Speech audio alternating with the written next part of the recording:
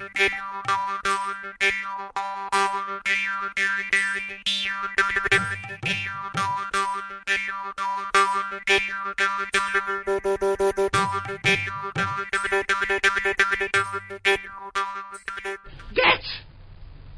the comfy chair!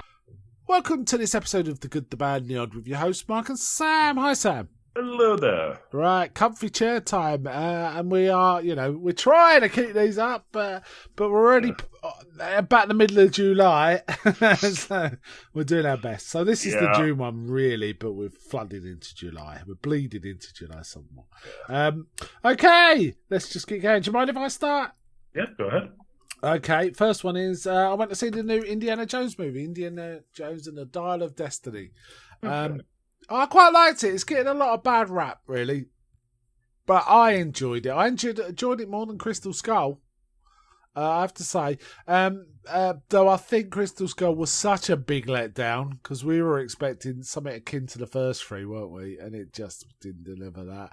So I think maybe the Crystal Skull made the expectations for this suitably adjusted, if you know what I mean. Yeah. But yeah, no, I like this. I think it kind of hinges on how much you like or dislike Phoebe Waller-Bridge from what I read on the internet, but that could be just haters being haters. I'm really not sure. But I thought she was good. She plays a kind of amoral adventurer. She's like an indie without the moral compass at all. And that's kind of fun. Indy barely has a moral compass. Well, he has a bit. I mean, he wants stuff for the museum, right? Yeah. Whereas she wants stuff to sell, right? That's basically it.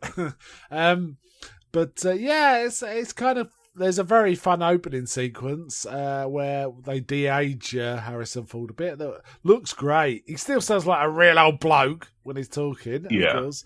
But the actual CG, the look is quite amazing, really good. You remember some of the de-aging CGI we've seen in the past, like for example in the Tron Legacy. Oh man, that was rough. This is good stuff. Really enjoyed this film. I had a blast with it. I enjoyed it quite a bit. But I know that it's not getting as many people going to see it as you'd think. But there you go. Yeah, apparently it's currently set to make like a significant loss. Is it? Yeah. I mean, he is old. He isn't. 80 is not the one to be the action hero. And they kind of bring that onto the shoulders of some of the other characters a little to help. But, he's old. He's old. But I quite liked it. I had a blast with it. Let's put it that way. I really enjoyed it in the cinema. And I'll probably watch it when it comes back onto streaming. And I may even get the Blu-ray. We'll see. I enjoyed it a lot. Anyway, that's me. Okay. Well, my first thing is a series I've started watching.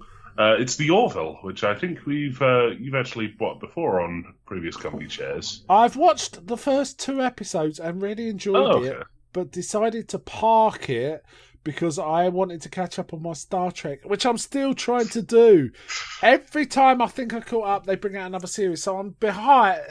I will be starting the Orville right. So, for example, since I started trying to, they brought out like Discovery season 3 or 4, I can't remember now. Picard season 2, Strange New Worlds.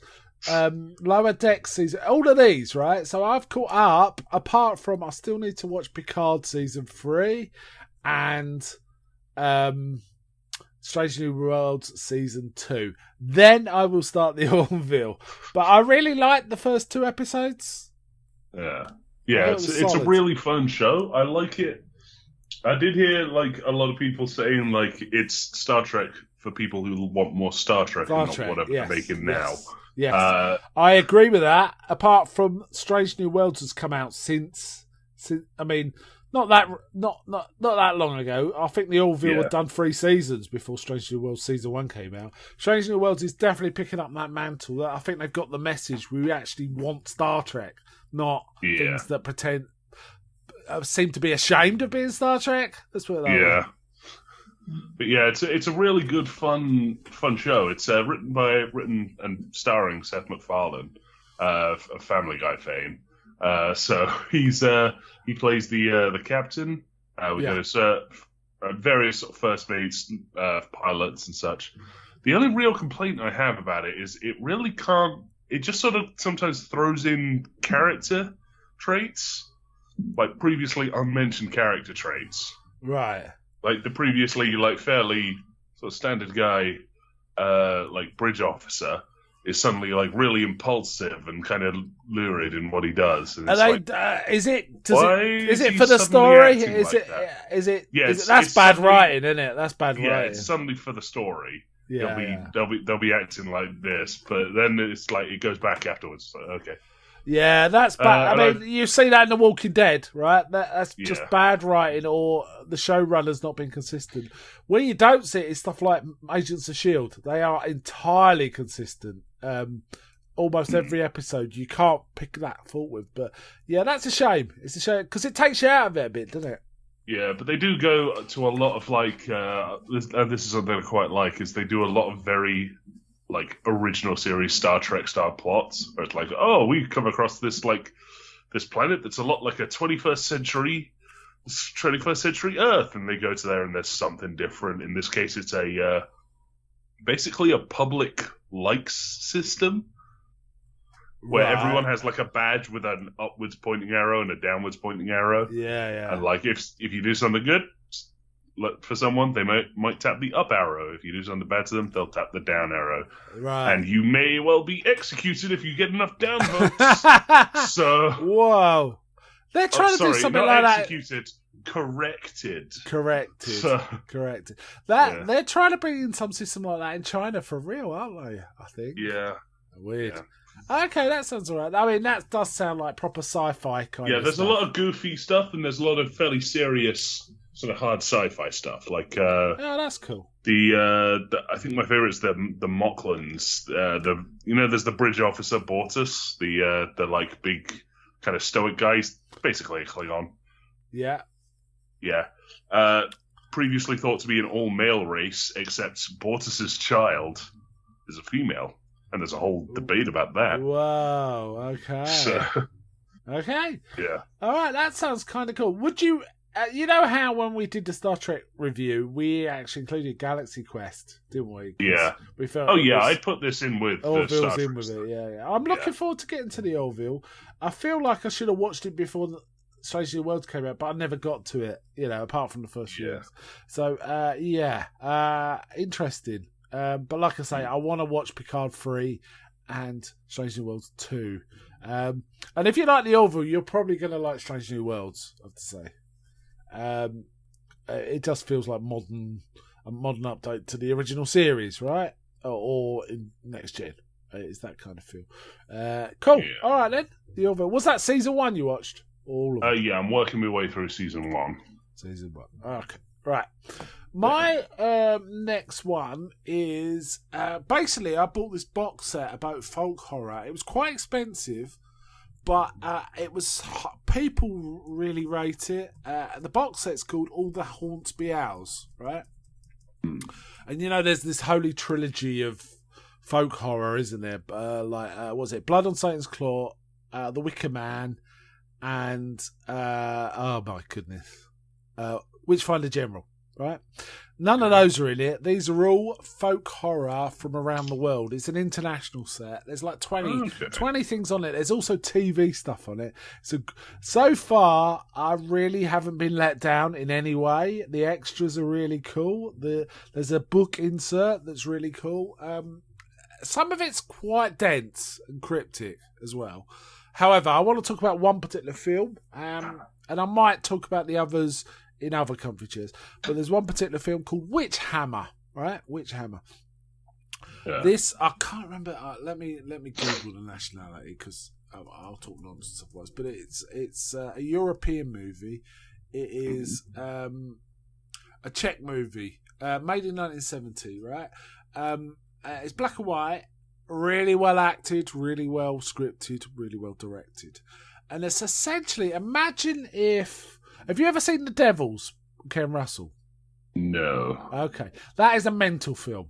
We'll cover it sometime. It's properly mental because it's Ken Russell, right? This is like a serious drama about, the act of accusing someone of being a witch and what happens and the people in charge. It's a political film. And I think it was banned in Czechoslovakia until the Iron Curtain came down, because the authorities realised it was a political film. And it was weird because the director was like aligned with the people in charge, and he was often criticised for towing the party line. But then he made this. And it's kind of horrible because all these blokes are like living off. All these judges are having like feasts every night, and they expect the village to pay for them. And part of the feasting is paid for by the property and goods, and the items that belong to the wishes that they've executed. So you can see there's a massive conflict of interest here, in that these guys get paid for the people they find guilty, right?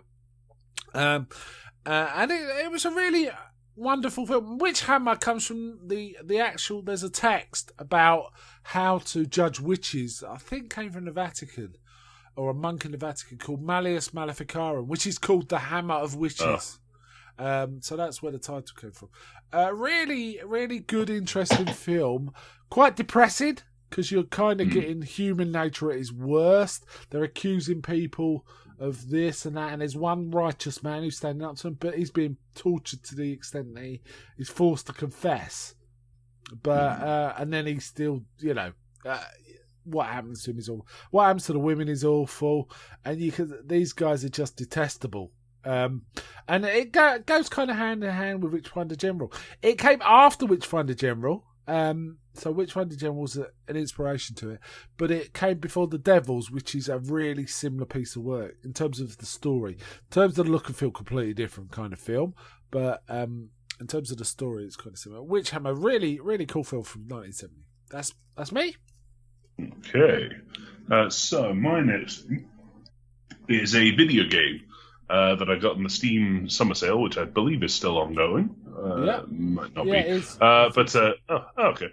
It's a game called System Shock. It's a remake of an old game from the mid-90s, I think. Hang on a sec. I think it was 80s, System Shock. Yeah, it's very early PC. It's very early, yes. I remember System Shock. 94. So, yeah. Okay. But yeah, it's a remake of an old 94 game that was remade by Night Dive Studios, who mostly do updates of old games. They do the remakes of stuff like Turok, Doom 64, Quake, that sort of thing. They did the Blade Runner point-and-click adventure that got re-released last year, I think it was. Okay. It's a first-person horror game, isn't it? Is it? Yeah, so basically the premise is that you play a hacker in this sort of futuristic world, and the Trioptimum Megacorp catches you trying to hack into one of into their stuff, and basically brings you to the sort of head office, and the guy in charge, Edward Diego, he's like, okay, now what you did was sneaky, I'll give you that, kind of what we're looking for. We want someone who can hack into our AI that controls everything, and we need it to remove some ethical constraints. I won't bother you with the details. Okay. If you do it, I'll let you go with the thing you were trying to steal. It's like, okay, yeah, sounds good. Yeah. You do it, you get knocked out. It's like, okay, we'll get that implanted for you. He gets you, he basically drugs you there and then, and you wake up 6 months later on the Citadel Station. Their big floating thing that's around Saturn, I think it is. And everyone's dead. There's a lot of mutants wandering the corridors, and a lot of cyborgs screaming praise for something called Shodan, which happens to have the same name as the AI that you remove the ethical constraints of. Right. You kind of just got to start doing a dungeon crawl from there to find out what's going on, what you got to do, and how it's going to be fixed. Yeah, you know what? I might have played this a bit. It kind of sounds familiar. Yeah, it's a really fun, really fun dungeon crawl. This is the game that you will learn ammo management from. Because you don't get much. Absolutely have to. Not only is it you don't get much, there's no automatic reloads. You have to manually reload each time. So if you're in the middle of a frantic fight, your gun running out will be the death of you if you're not careful. So you got to manage your shots. Yeah, and Shodan herself will occasionally chime in and just fuck about with you, really. Like, she's very funny and very scary at the same time. Like, I found a thing of her, like, basically all of the different floors that you go on have, like, a booth that's basically a reincarnation station from, Borderlands. Yeah. Except she's re-rigged them all to bring people back as cyborgs that serve to her. So it's like, if you die, you get brought back as a cyborg. So her killing you immediately brings a new troop to her side. And you killing them doesn't really do that much. Yeah, but it's a lot of like her being very scary and occasionally just being quite funny. Like I went through this whole thing of like getting some like speed boosts and running and jumping across a gap to get some stuff that I could see. I was like, okay, neat ammo, and she just chimed in with a nice jump and set a load of guys on me. It's like, damn it, it was a trap. So yeah, okay, yeah, it's really fun. She's really scary. Yeah. Well, that sounds kind of cool. Is the graphics updated? Are they? Oh yeah, they're hugely updated. The original one was like, imagine lower quality Doom. Yeah. And except the actual like the sort of usable screen was in the corner, and there was like what seemed to be like a graphic calculator display around it. It was absurd. I have watched, tried to play the old one, but I could never really get past it. But they did remove like the really cool intro of okay, so in this one you kind of play through the intro. You're spoken to directly by the characters. In the original game, the intro was narrated by Shodan, and they didn't reveal that until the ethical constraints got removed. And it goes, Shodan begins to begin to reevaluate. It's like, she's scary. Whoa. She's in everything, and she has a famous bit that's like, look at you, hacker, an ant crawling through my corridors. It's like, you are a bug to her. She's got like so far beyond what you are. It's terrifying. She sees everything and she knows everything. So yeah, right. This is a really fun game. Highly recommend it. I got it on sale, so you can too. How much was it? Do you mind me asking? I think I got it for about 15 quid. I think it was 15 quid. Well, okay, cool. I know it runs at about 30. Some of them sales are awesome, but sometimes there's some games you just wait, and never go on sale, and you just think, what the hell? Like Factorio's like that, right? I don't think it ever goes on sale. Factorio has stated they will never put the game on sale. Yeah, fair enough. It's just like we know. It makes it nice and clear then, doesn't it? Yeah, it's like I think the best time to get Factorio was when it was free, and the second best time is right now. Right now, yeah. So. Okay. All right, my next one is a musical from the 80s called Absolute Beginners. Now, I've been on another podcast about this, but I don't think the recording will be out for a few weeks. There's quite a delay between the recording and the output of it. So I was going to talk briefly about it. It came out in the, I think, 86, something like that. I remember the soundtrack was quite big because it was quite a cool soundtrack. It was kind of jazzy and cool and stuff like that. And there was people like David Bowie and Ray Davies and Paul Weller and stuff like that contributed to the soundtrack. And it's based on an interesting book from the late 50s called Absolute Beginners, which when you read it, and I've read it, it's kind of feels almost like a sort of stylish and less troublesome version of Clockwork Orange, right? It's got a kind of hip lingo, and you have to kind of read it to get into it. The way they talk, and it's set among the teenagers of London, and it's set in 1958 when there was race riots in Notting Hill. It was a very hot summer, and it sort of culminated in race riots in Notting Hill among the black community because I think the landlords were being horrible, right? Anyway, so that's the backdrop. However, the film itself is not a good film. But I like it. I enjoy it. They got two leads in it. The first lead is called Eddie O'Connell, right? Who looks about 28 and spends most of the film talking about us teenagers do it, so it kind of all the way around. And the other lead, the female lead, is Patsy Kensit. Now, neither of these guys were great. They had no chemistry at all. All right, so that bit of the film failed, and there was various other failures. There's a big set number with David Bowie, who does a cracking job as the title song. The actual title song by David Bowie is really good, but he does this whole spectacular number that's like from the 50s kind of musicals with like giant typewriters and things like that. Cool, and the song's called "That's Motivation," and it's like the worst David Bowie song. It's really bad. So it's like. And there's all sorts of weird things, like it's kind of whimsical, like there's guys fighting and they're going to like dancing, a bit like West Side Story, but it's also in a race riot and there's like horrible racists saying horrible racist things. So it's like, this is so weird, this film. But it kind of stays afloat by the sheer, it looks great. Julian Temple's the director who made a lot of music videos, famously good music videos too. And so he could not put a film together. And one of the problems was there was a lot of stunt casting, like people that were kind of famous at the time for being famous almost, rather than actually being actors. So there was the acting. There was a couple of good actors in it. That was it. The rest of the cast were not good actors. So that did not help, right? But I still enjoyed it. Having said that, but honestly, I think we should watch it sometime, and you will sit there and think, "What the fuck?" I have no doubt. But it's still kind of enjoyable and weird. And there's actually one number in it by Patsy Kensit, who is not a great singer, not a great actress, but I really like the number. I think it's a really cool song, and it's done really well. The video is like a video, really. It's done really well.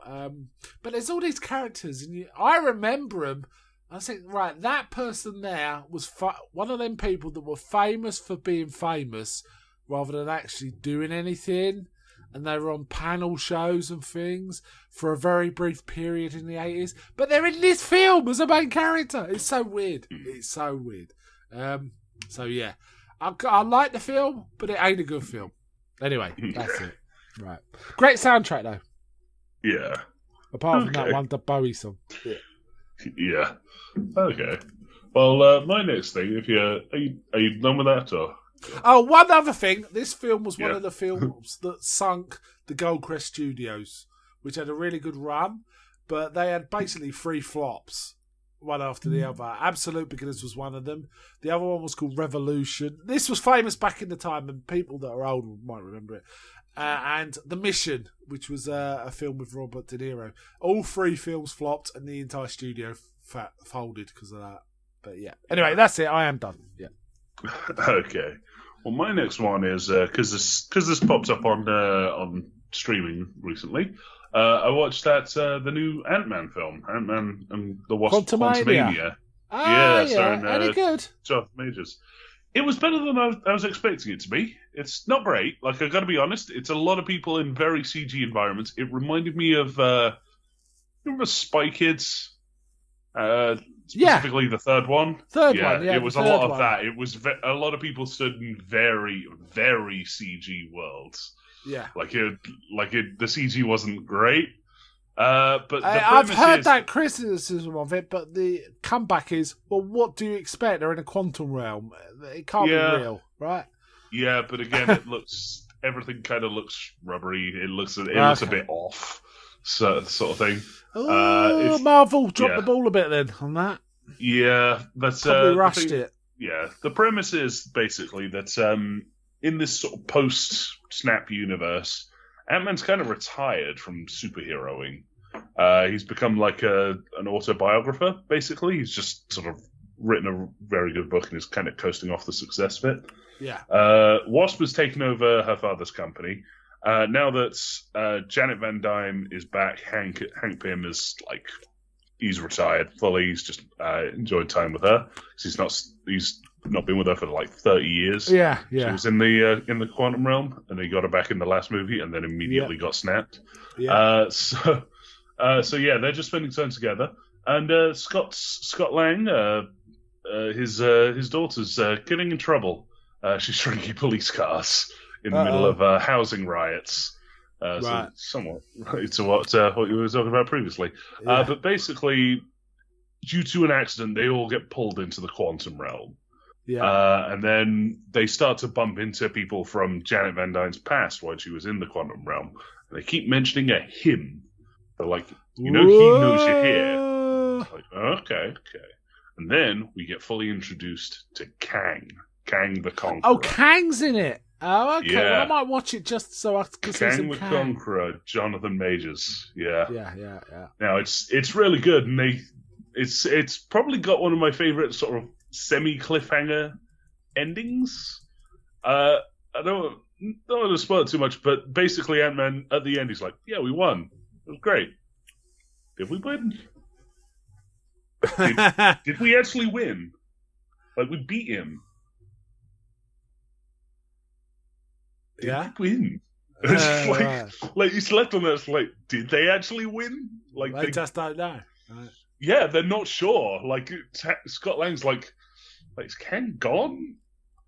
Yeah, that seems. Well, the thing is, that actor's problematic. he's- that he's, actor, isn't it? So you can Well, see a lot Marvel. of stuff's been coming out back and forth, so I was wondering if they were going to to replace him. Yeah. I, as an actor, I think he's got a lot of charisma. He was quite good in Creed, wasn't he? Yeah, he was good in Creed. He was good in Loki, and he was good in this. Yes. Yeah, I agree. He was good in Technically, Loki. Loki and this are the same role, sort of. But Of course, yeah. there's a lot to it. Yes. But yeah, better film than I was expecting. Still not the greatest Marvel film. I put it probably about a 6.5, 7 sort of thing. Yeah, So, I feel like Marvel have just the shine's gone off Marvel, hasn't it? A bit since everyone's Endgame, getting a really. bit superhero fatigue. Spider-Man's still keeping it, but the Spider-Man's more Sony now, really, again, isn't it? So Yeah. And there's some interesting stuff like Doctor Strange 2 had some interesting stuff, multiverse stuff as well, didn't it? But Yeah, his Secret Invasion is okay, but I'm not even interested in watching that. That's how. Yeah, it's okay. It's the new Nick Fury TV show. Yeah, I kind of tempted because of that, but it's like I've got so many other things I want to watch.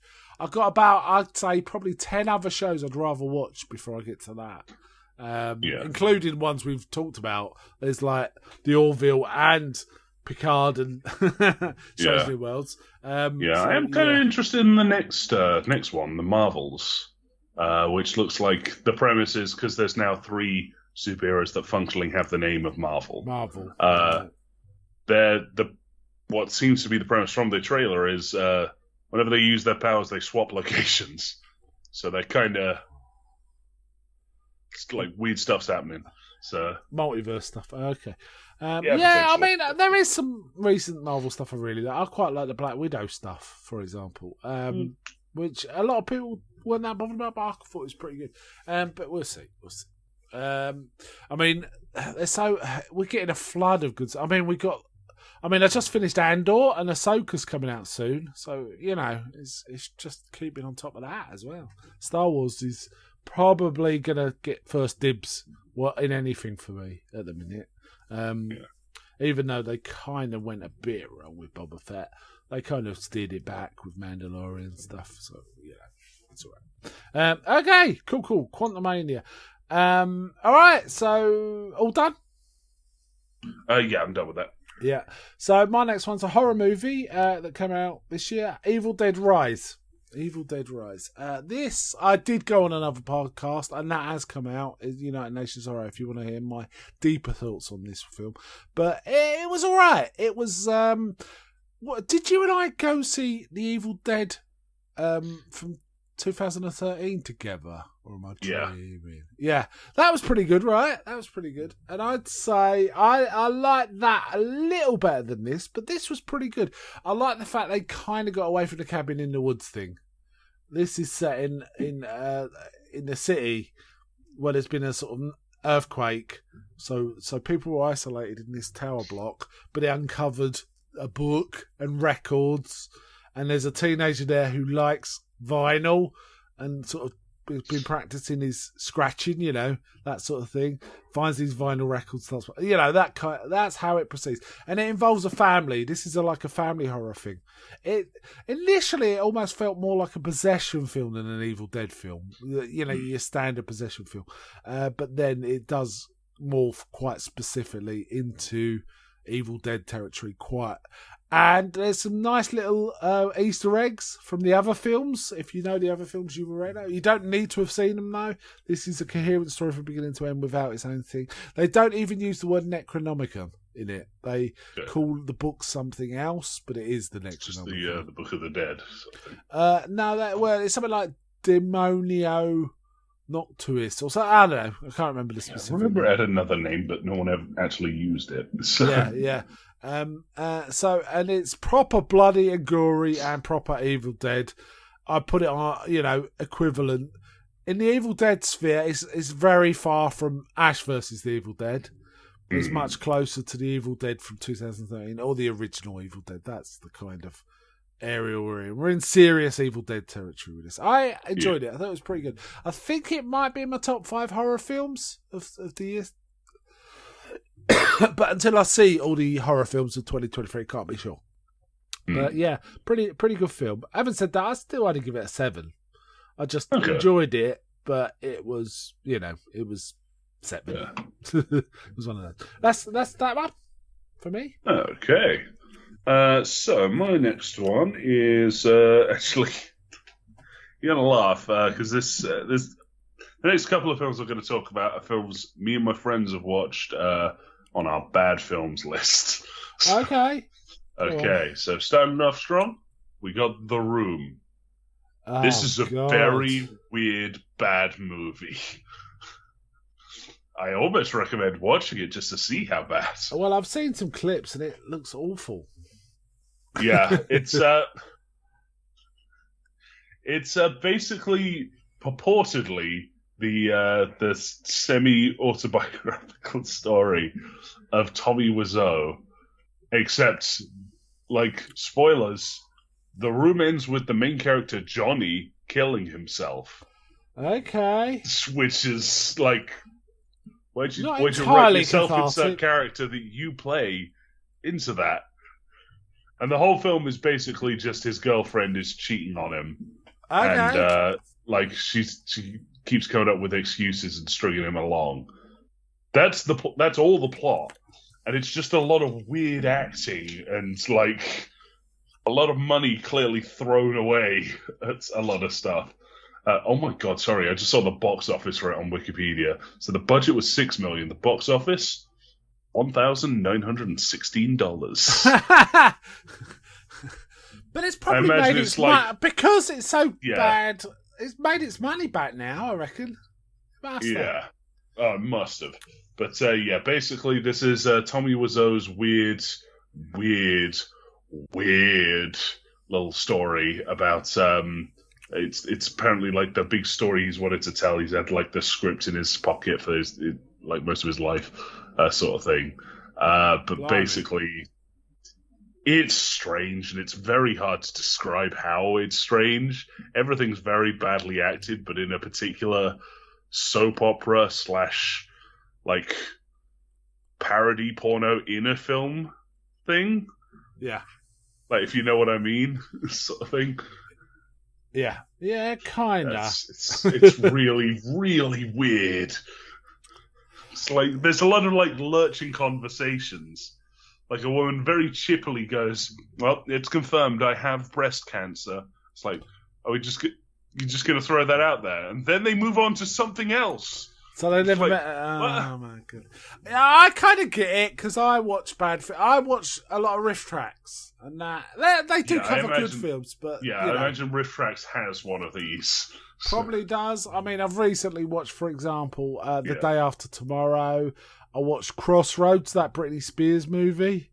That kind of thing. So I'm not adverse to watching bad films, just because sometimes you get something out of them, right? Sometimes you just laugh at them. And this sounds just bad, and it looked bad. Yeah, it was very bad. Yeah. The one kind of takeaway me and my friends got from it was there's about a 15-second sequence where Tommy Wiseau's character buys some flowers for his girlfriend.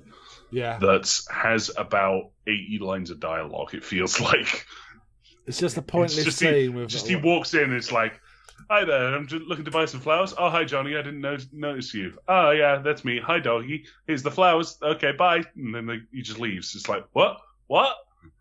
Right. Okay. It's just such an amazing. You can look it up. It's just usually known as the hi doggy scene. All right. So. It sounds awful. It's atrocious. I highly recommend watching it because it's weird. You've caused me to rearrange my list a bit because I got a film that I'd forgotten about that I actually do want to talk about that wasn't great. Okay. And I don't want to do it last because I don't want to end on a downer. So I've moved a good film to the bottom and I've put this in place. Sonic 2. Big letdown. Oh, okay. Did not like it. Okay. Yeah, I was really surprised because Sonic 1 was a blast. Now, it wasn't terrible. I'd say a 4 out of 10. Yeah, you liked it. I just found it. I was watching it and when it keeps coming back to the dad, as it were. Yeah, there's a bit of that, but it was more the case of I didn't understand. First, I found it hard to follow the plot. I did not quite understand what's going on. I didn't understand what Knuckles' motivations were, apart from I want to get this guy. But it was weird. I didn't understand how he synced with Robotnik. I also felt there wasn't enough jokes. I mean, occasionally Kerry came up with the goods, for sure. Yeah. I don't want to die this way. It's so derivative was one of the good ones, for example. Yeah. That made me laugh. But there was firstly the plot started losing me, and then I stopped caring, and then it's like, whoa, what's going on? So I spent half the film thinking. The film does move a bit more into a lot of Sonic stuff as opposed to the human stuff, which I can see why that would lose people. So I didn't understand the plot. I just did not understand the plot. And I was quite disengaged. So it was okay, but honestly, I was kind of bored and restless through the second half because... and I was just waiting for something to come. I mean, Kerry did drop some funny stuff now and again. And then sometimes he was doing one point, he did a full-on Grinch, for sure. Which made me laugh. But I did really like his interactions with Idris Elba's Knuckles. Just a lot of like the very stoic, like he had a Drax sort of thing going on where he didn't understand like metaphor really. Yeah, and he always expected a fight. And he's like, "Oh, you're gonna betray me right now? Okay, yeah, I see what this is. Oh, you're making stairs. Okay, yeah, so. Yeah. I mean, it had its moments, but I was not a fan. I just found it quite a weak film. Okay. And I really liked the first one, so that I was quite disappointed. Maybe if I hadn't thought so much of the first one, I would have been a bit more relaxed about it. But then again, I may not have even watched it. I've just been meaning to watch it for a long. Also, I have been meaning to watch it for a long time and looking forward to watching it. So it was just a letdown for me. Really. Yeah, it just felt like it was more of the first film. Like it just. The jokes came way less frequently. There was way less ratio of jokes to serious for me. I just think Kerry really delivered in the first one, and it wasn't kept chained up in this one. It just we needed more of it really. When the plot just needs to be a bit less. I quite liked all the stuff between him and his assistant, especially like the assistant running the coffee shop. That was kind of fun. Yeah, there's so many like little jokes that like. If you don't play a lot of Sonic, and I hang around with people that do play a lot of Sonic, so they pointed out these jokes to me. It's like his coffee machine is called the Mean Bean Machine, which is the name of like a Tetris knockoff from that. Yeah, I remember the name. It kind of rang a bell, but I didn't know. Yeah, it's a lot of like weird deep cuts for Sonic jokes. Not even jokes, like just references. But yeah, I enjoyed it when I watched it, but that was I like kind of a year like ago, the fact. One plot point that did make me laugh was one of the gold rings was a wedding ring. That kind of made me laugh. That was kind of funny. But it was like again, what? Why was the wedding in it? You know. Yeah, the wedding was a weird thing. They could have just Yeah. like had basically the dad character beat out of it, Yeah. and it would have been better. So Yeah. It was that kind of thing all the way through for me, though. Yeah. Anyway, I don't want to talk about it anymore because I don't want to put anyone off. You know, I would still recommend give it a try because I could be wrong. You liked it, right? But Yeah. I just felt it was didn't work for me. Didn't work for me. Right, back to you. Okay, well, my next one is another bad movie. I'm not gonna lie. It's me and my friends. We watched 50 Shades of Grey. Oh my Because god! we came off of the Twilight thing, and because 50 Shades of Grey is an adaptation of Twilight, and it's an adaptation of Twilight fan fiction. We watched Wow. it. God, it was so fucking weird. Like suddenly, when you remove the vampire stuff, like why is he? You acting realise like that? how weird Yeah, it is. it's right? like it makes everything so much weirder.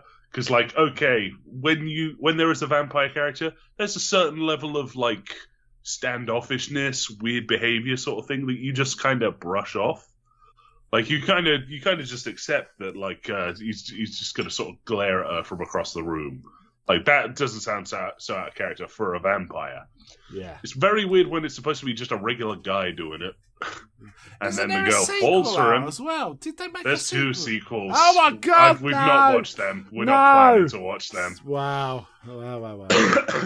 But basically, it's it doesn't even okay. So it's the whole premise is kind of like, oh, it's this weird sort of bondage thing, and like it's not even really that. They just kind of have a lot of regular sex, and then at the end he spanks her ass, and it's too much for her, and she bails. Like she breaks up with him. Well, and you feel like a tiny No, adjustment. it stops. Like the film kind of stops. Like he Just spanks stops. her with he kind of whips her with a bell, Okay. and like that's too much, and Yeah, she yeah. breaks up with him, and the film ends with them like breaking up, and that's it. That sounds like It's like, that's basically the plot of 9.5 Weeks from the 80s or the 90s. That's exactly how that film panned out. They just get weirder and weirder, and then it goes a bit too far, and the woman's like, "I'm dehumanized now. I'm leaving." And then, 50 Shades of Grey sounds like it's doing exactly Yeah. the same plot. It just really. it just becomes this weird loop of like he does something really weird or creepy or aggressive. She backs off. He like rewards her in some way. Like he takes her on a helicopter ride over the city. He takes her gliding, that sort of thing. And then they have sex, and then he does something weird and aggressive, and it all starts again. That's just the loop of the film. Oh, so it's a abusive relationship. Yes, basically, yes. right? It's 100. I think someone went through it, and there's like so many ways to like identify if you're being indoctrinated into a cult. Yeah. And this Gaslit, the film yeah. follows all of it. Like it's like the cult will start to pick your name. The cult Yeah. will start to like instruct how you can eat and consume media What clothes and food. you wear and What who you clothes to interact wear. with. And all it's that. all that. It's that. He does Well, it's that. also a classic abusive relationship thing, isn't it? Yeah. Okay, cool. That's weird because they actually riff on that quite significantly in the film Renfield. If you get to watch that sometime, Yeah. in a funny way. About how Renfield and Dracula are. That's how Renfield Yeah. starts to realise their relationship is, and it's done in a really light touch way. I don't want you to think it's going to be dour or anything like 50 Shades of Grey because it isn't. But yeah, okay. And I talked about Renfield last time, so I won't talk about it anymore. Yeah. But yeah. Oh, man, you are punishing yourselves here, man. Yeah. Right. It's funny because we just sit there and it's like it's not even the stuff he's doing is like arguably sexy. Like they try to do like a sort of very. I can see this being like a very standard romantic thing. It's like someone eating food out of your hand. Except it's a bit of toast, and he like jams his mouth all the way over the whole slice. It's just a very unsexy image. So, I'm sure there's a Steve Martin comedy. No, there is a comedy where a couple are feeding each other, and the guy does that, but for comic effect, yeah. Okay. All right, cool. I think is it Hot Shots or something? There's something like that. Anyway, right. Yeah, I think Hot okay, Shots does do that. Let's stop talking about that shit. Yeah, let's stop right, talking about awesome film time. Awesome film time. Yeah. Rewatched Live and Let Die. Yeah. Yeah, man. You know how much I love this film. I've talked about it before. Yeah. I've got a poster of it in my study. Yep. I believe it's the greatest film poster ever as well. I believe it's one of the great theme songs, and I really like this film. Roger Moore really delivered in this one in terms of being like... he delivered the one-liners like a boss. He isn't Connery. No way, right? He isn't Connery. But he does a pretty good job before they started pretty quickly ducking into sort of self-parody and it just being too old. Moonraker onwards, it's like, oh, man. But Live and Let Die, I mean, it's full of awesome all the way through. There's some weird... I know about the inflating guy. Yeah, I'd say it's his iconic Bond film. Yeah. Like if you had to pick a film for each of the Bonds, that's his one. Yeah, so. Spy Who Loved Me is pretty good too, but I just think the henchmen are so it's the most iconic henchman behind Oddjob. Jaws. And Jaws. Yeah, absolutely. And Baron Samedi's awesome, and just that theme song and the boat chase, right? Yeah, the greatest boat chase in history. Yes, and there's other great stunts in it. There's the thing with a bus where he drives it under a low bridge, and this, that, and the other. There's the whole J.W. Pepper thing. That's funny. Yeah, the weird. It's really well cut in with the action. The actual chase was that comedy stuff. They cut it really well in a way they don't in other films, in other Bond films. So that was kind of cool. But yeah, Live and Let Die, 10 out of 10 film for me. Honestly, I just love it. Always have, always will. I think I went to see it when I was 8, a week after the premiere. In the cinema, it premiered at the Leicester Square Odeon. And for that reason, it's always going to have a place in my heart, right? Okay. Anyway, that's it. Let Die. Okay, so my next one is actually the next 2 books of the Caiaphas Cain novel series, the 40K. It's the ongoing adventures of the kind of goofy commissar of the Astra Militarum, they're called now for legally copyrightable purposes. They're no longer the Imperial Guard. Astra Militarum is now their name. But basically, it's him and his dumb aide Jurgen kind of shenanigansing their way through 40K. 40K, very dark, very dour, very bloody setting, and these two kind of goof their way about. Yeah, what are the names of the books? Tell us. Okay, so the first one is called The Caves of Ice. It follows Cain as he tries to defend a fuel refinery on this ice planet from the Orcs. Little does he suspect that there is a further issue buried under the ice. Yeah, and then the second one is The Traitor's Hand. Which follows Cain and he takes more part in more of the regiment's activities in this one. In Caves of Ice, he kind of leads one squad through this kind of adventure and keeps going back into the titular caves. Traitor's Hand, he is part of a big organized fight against Chaos demon worshippers who are trying to take over a planet, and his regiment has been deployed to fight them. There's constant chicanery, for lack of a better term, such as and there's always notes, because the premise of it is you are reading Cain's memoirs as edited by an inquisitor. Inquisitor being an inquisitor. There's nothing more to it, not much more to it, but they basically have absolute right over anyone in the Imperium, and they can censor anyone, sort of thing. But she's basically editing them with her own notes added in, and she knew Cain. She's in a few of the books. Oh, okay. But she will also add any extra bits that she thinks are relevant from other books.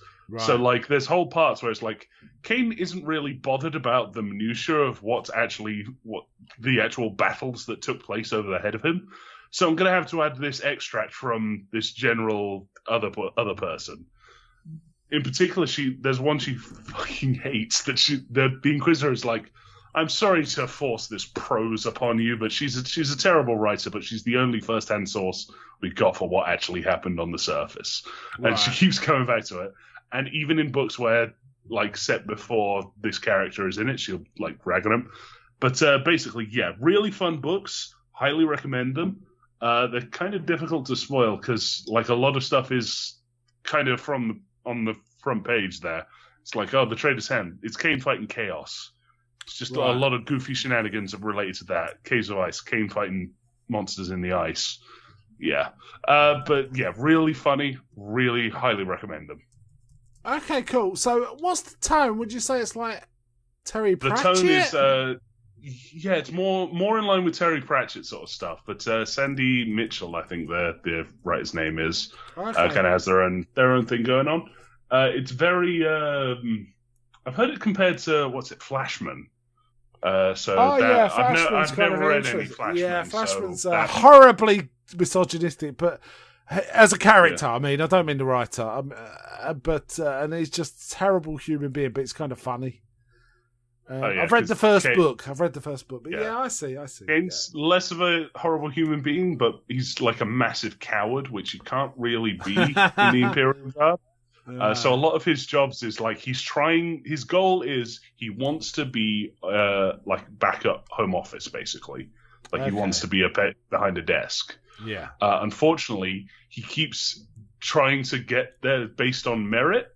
So he ends up doing something heroic and he's like, yep, this all won me. It's like, oh, you're good at like killing this enemy.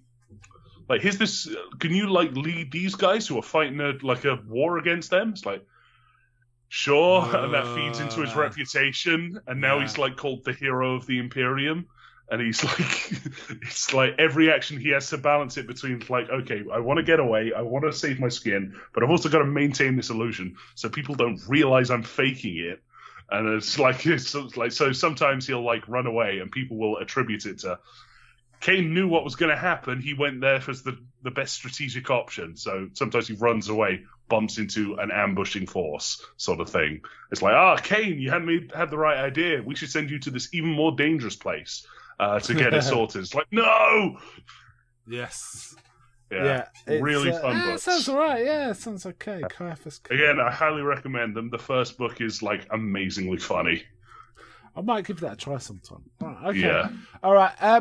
My last one, I wanted to end on a high. So I saw Dungeons and Dragons: Honor Among Thieves. Really enjoyed this. This is Chris Pine, Michelle Rodriguez, and Hugh Grant, to name a few of the actors. It's really fun, and it is D&D world, right? So Baldur's Gate is a place, and Icewind Dale and stuff like that. And the CG looks good. The plot, a lot of practical effects. Like, I was quite surprised. I can believe it. Yeah, there was some decent makeup in this. And Michelle Rodriguez is funny as kind of a female barbarian. She's kind of funny. Who's obsessed with eating potatoes. And also has a deep lust for halflings. Yes, she has a thing about halflings. I forgot that. Yeah. Oh, you've seen it? Yeah, I saw it. I saw it in cinemas. Okay. Like, I think one of my favourite bits is like you bump into her ex-husband who's a halfling, and it's like, okay, she's married a little and big girl for little guy. Thing. Then later on in the film, they bump into a halfling, and she does like a lip bite. It's like, oh no, she's into it. She's the one. Yeah. That made me laugh. And where it made me laugh, she does bump into another barbarian lady, and they're very polite to each other. That kind of made me laugh. I thought this was terrific. Actually, it had a lot of heart, of feeling to it, didn't it? It wasn't just a shallow action film. You actually got invested in the characters and wanted them to succeed. And they were at heart, they were good people, weren't they?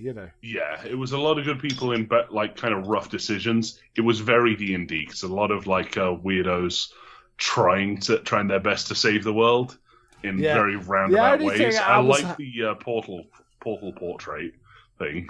There was all sorts of good stuff in it. I was hoping Minsk and Boo would turn up at some point, but that wasn't to be, because that would be perfect for David Batista to just turn up with a hamster, right? As a mental barbarian. Yeah, that would be awesome. But, it might get a sequel. You never know, right? I think it did very well. It was good. I'm glad it did well because it was a good, fun family film as well, right? It was for the family, and it was really entertaining and a fun action film. So, that's me. That's my last one. I made a fair bit of money. 150 million budget, 208 million box office. So it was certainly way higher. And working out the extra stuff, probably made money. Yeah. Okay. My last one is actually the new Superman cartoon, the My Adventures with Superman. This is a really good show, mainly because I didn't know this existed. Superman's not an asshole. Like, he's not some mopey asshole. It's like Superman is at all times trying to do the best thing, and he probably will do it no matter what. That's how Superman should be. He's a Boy Scout, not an emo. Yeah, Superman. He's maximum Boy Scout. Like the introduction between him and Lois Lane in this is they bump into each other before they actually know who the other person is. At like this little shop, and it turns out Clark keeps popping in to help them out with repairs. And the woman is like, "Oh, you can have this big stack of donuts, and you can have the little bib we made for you." And she puts this bib on him in front of Lois, and there's this goofy little scene. But it's really, really, this is going to sound weird to say, it's got heart. Like it feels authentic when Superman talks about like a lot of the sort of truth, justice sort of things. Whereas in other films, it doesn't feel so much. It just feels like Superman's annoyed that he's there. Wow. This sounds really good. And I was totally unaware about this film. Yeah, it got announced a couple of years back. Yeah, the series got announced a couple of years back, and we there was only like a couple of production stills for the longest time. But it's just started coming out. I think there's only a few episodes out at the moment, but they've had a fairly varied cast of characters. Like Livewire's been in it, who's like an electric-themed lady. Deathstroke's been in it, voiced by Chris Parnell, who you might know as Cyril from Archer, so it's very weird. That is weird. Yeah. And he's just doing Cyril. He's not putting on like an intimidating voice or anything. It's just Cyril for Archer. It's really strange. But so I again highly recommend this show. Really fun. Yeah, Jack. I was just looking it up. Jack Quaid's in it. I quite like him. He's pretty good. Jack Quaid in The Boys, right? And, in The Boys and Lower Decks. Lower Decks, of course, Lower Decks. Yeah, he was. He's really good. I find him quite a good, interesting character, sort of actor, and he gives. He's likable as well, right? So this, what's this on? Is it Paramount or something? I've caught the first episode. The first episode's been uploaded to YouTube. Oh, okay. The rest I found via other means. Okay. So. Okay, I'll look into that. It's a really fun show. Cool. But I think it's on. I know it's like it's a Warner Brothers thing, so like HBO Plus. Don't know if that's a thing in the UK actually, though. I feel like I'm getting to a point now. I'm more looking forward to Marvel stuff. DC stuff than Marvel stuff, to be honest. Though I was kind of interested in The Flash, but not enough to go see it at the cinema. Yeah, I'll probably watch it. But man, the Spider-Man stuff's really good, and the Justice League Snyder Cut was really good too. Yeah. Okay.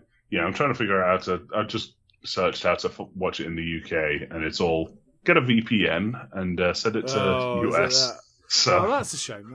But we'll get it. We'll get it soon. Right. Okay. All right. So My Adventures with Superman. Really fun one. Yeah. Okay. Cool. That about winds up our comfy chair, I think. So we'll be back on the regular recordings, but I think in another couple of weeks it'll be another comfy chair. Another one. Just there we go. We'll see how we go. Yeah. All right then. So bye from me. Bye.